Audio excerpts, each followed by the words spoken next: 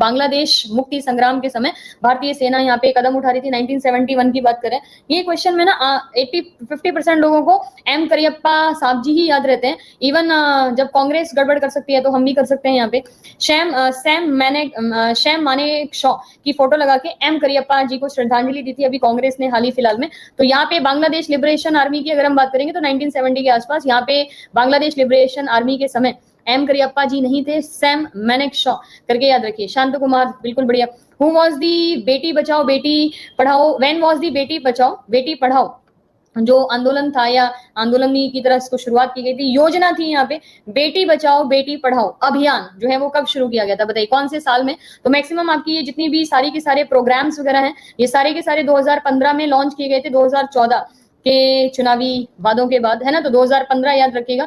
रोहित बिल्कुल correct answer. Who was which of the following creature is oviparous, इनमें से कौन सा ऐसा क्रिएचर है या ऐसा कौन सा जीव है जो ओविपेरस होता है? ओविपेरस का मतलब आपको समझ आना चाहिए तो आप आंसर दे पाओगे बढ़िया से। मैंने बताया तो आप वैसे ही दे पाओगे।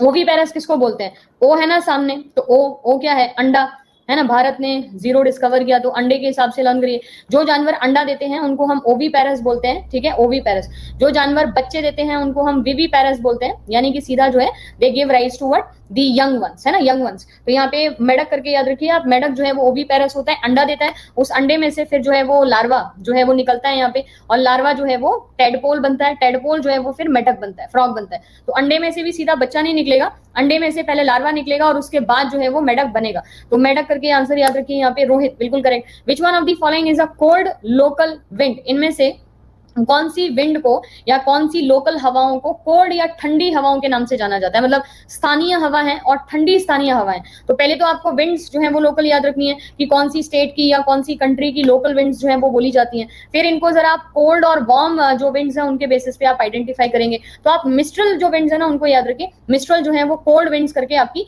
बोली जाती है। Kritika, what is the term of the elected representative of gram panchayat? जो ग्राम पंचायत के अभी चुनाव हुए भी हैं, बिहार यूपी में हुए हैं, खासकर यूपी में तो बहुत बढ़िया से चुनाव हुए हैं यहाँ पे अभी इस पूरे ड्यूरेशन में। कितने साल के लिए जो ग्राम पंचायत का इलेक्शन में पंचायत के निर्वाचित प्रतिनिधि होते हैं उनका कितना समय होता है बताइए? कितने कार्यकाल के लिए उनको चुना जाता है? प्रशांत बहुत ही शानदार आंसर, और बाकी सारे बच्चे भी। मेरे ख्याल इसमें तो कोई किसी तरीके की कंफ्यूजन नहीं है ना, आप आराम से जो है वो चुन सकते हैं ये आंसर को। तो 5 साल करके याद रखिए, 5 ईयर्स की पूरी टर्मिनोलॉजी या 5 ईयर का पूरा टर्म जो है वो बोला जाता है। भारतीय संविधान के निर्माण के समय जो संवैधानिक सलाहकार थे उनका नाम आपको बताना है, ठीक है। ईयर मैं बता दे रही हूँ। ईयर जो है वो सबसे पहले बोलते हैं कि 1935 में असेंबली में उन्होंने बोला था।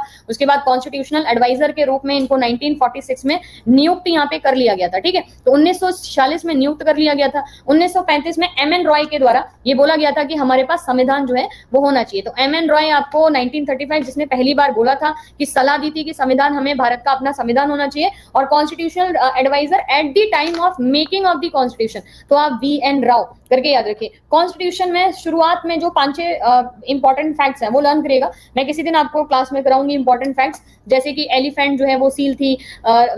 रायजादा साहब जी के द्वारा कैलीग्राफी की गई थी भारतीय संविधान की इंग्लिश में। हिंदी की कैलीग्राफी विनोद जी के द्वारा की गई थी। तो ऐसे कुछ क्वेश्चन जो है ना, फैक्ट्स जो है उनको कवर करने की कोशिश करेंगे। तब तक अभी आप ये लर्न करिए, वी.एन. राव जो है वो संविधान के सलाहकार बोले जाते हैं। उपजाऊ नदी की जलोढ़ मिट्टी डैश उत्पादन के लिए सबसे उपयुक्त मानी जाती है। देखिए एलुवियल सॉइल जो है वो किस चीज के लिए या किस खेती के लिए ना सबसे बेस्ट मानी जाती है बताइए?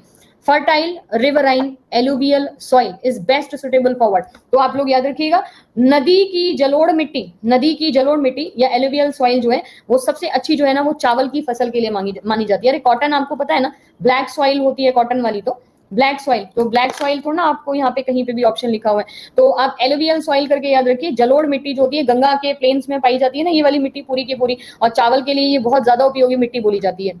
प्रस्तावित बैड बैंक, ठीक है, ये हम 2 बार सुन चुके हैं ना ये पिछले 2 दिन में। बैड बैंक करके याद रखिए। एक बैड बैंक जो है वो प्रस्तावित यहाँ पे दिया गया है फाइनेंशियल और लोन्स के लिए, तो NARCL जो है ना वो इसका नाम है, ठीक है, बैंक का नाम। ध्यान से इस क्वेश्चन को पढ़ लीजिए। तो यहाँ पे प्रस्तावित जो बैंक है उसके लिए इसके जो पहले CEO जो है वो किसको यहाँ पे नामित किया गया बताइए? अभी जो है ना ये जिस पोजीशन पे है मैं बता देती हूँ, ये एसबीआई के हैं अभी हाल ही फिलहाल। अच्छा, इसमें एनएआरसीएल की फुल फॉर्म क्या है? नेशनल एसेट रिकंस्ट्रक्शन कमिटी या company limited, national asset reconstruction company limited, ये एनएआरसीएल की फुल फॉर्म है। तो पद्म कुमार एम नायर करके याद रखिए, ये अभी एसबीआई में एट प्रेजेंट जो है वो वर्किंग है, और पद्म कुमार एम नायर जो है वो हमारे अभी एनएआरसीएल के सीईओ प्रपोज्ड किए गए हैं। बैंक भी बैड बैंक के